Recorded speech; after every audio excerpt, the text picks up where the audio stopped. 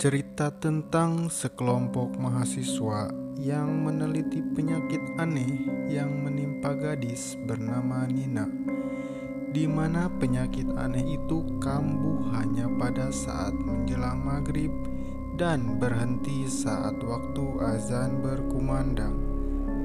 Dari keanehan itu, sekelompok mahasiswa itu pun mencoba menjelaskan secara logis untuk tugas kampusnya. Di desa tersebut, Nina tinggal bersama neneknya dan satu orang perawat untuk Nina. Adapun seorang laki-laki yang bernama Harun yang bertugas untuk memasung Nina di saat menjelang maghrib dan melepaskannya di pagi hari. Di saat menjelang maghrib tiba, keanehan itu pun terjadi.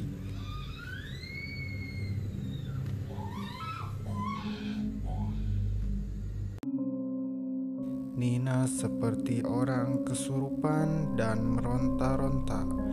Nenek Nina pun mencoba menjelaskan kepada sekelompok mahasiswa tersebut.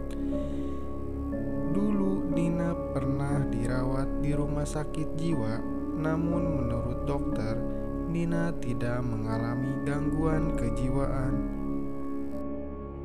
Mendengar penjelasan dari si nenek, mahasiswa itu masih tidak percaya akan hal-hal gaib, karena menurutnya sekarang udah zaman modern.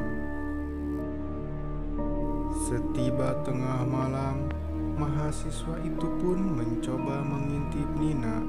Tiba-tiba dia kaget karena ada bayangan yang cepat melintas di dalam gubuk tempat Nina dipasung.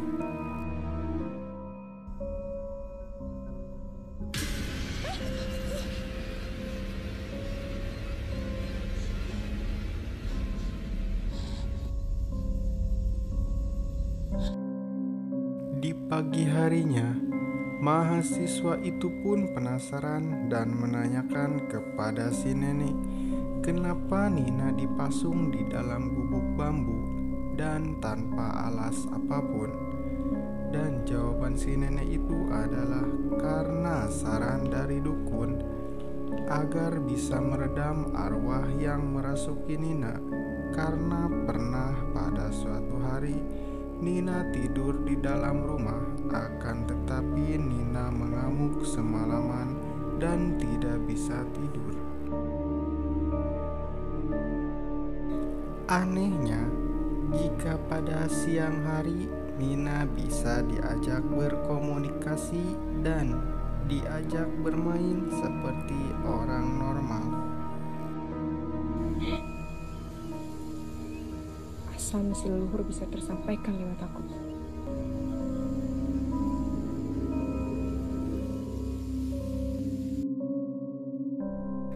Pada satu waktu, Nina pergi ke hutan dan terlihat oleh sekelompok mahasiswa tersebut.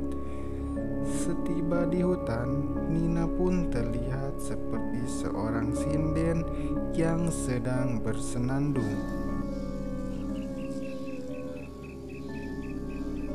Tak lama kemudian, Nina pun menghilang dan tiba-tiba Nina membawa ular piton besar.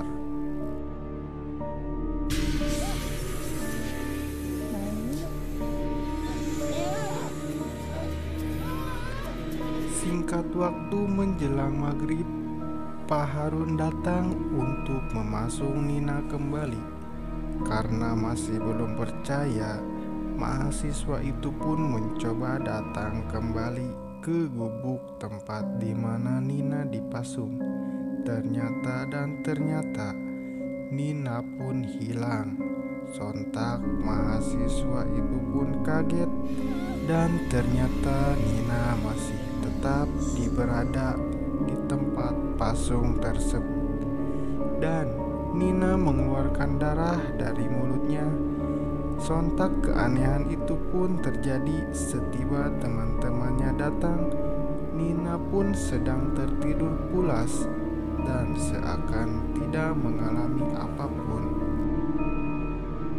Pada keesokan harinya, Nina terlihat membawa ember dan pergi ke sungai. Para mahasiswa pun dengan cepat mengikutinya. Setiba di sungai, Nina pun mengambil air dan masuk ke dalam hutan bambu. Akan tetapi, Nina menghilang sampai menjelang malam. Mereka pun memutuskan untuk pulang. Sewaktu di perjalanan pulang, mereka melihat pohon bambu terlentang di tengah jalan. Mereka pun nampak takut dengan melihat pohon bambu tersebut. Singkat cerita, mahasiswa itu pun mengalami kejadian aneh pada saat di perjalanan pulang. Dan suatu malam yang berbeda, gubuk bambu tempat Nina dipasung ternyata dirobohkan. Di akhir cerita, mahasiswa itu pun percaya adanya hal gaib. Dan ternyata Nina pun menjadi seorang dukun pengobatan alternatif. Dikarenakan Nina mendapat ilmu dari leluhurnya. Film pun berakhir.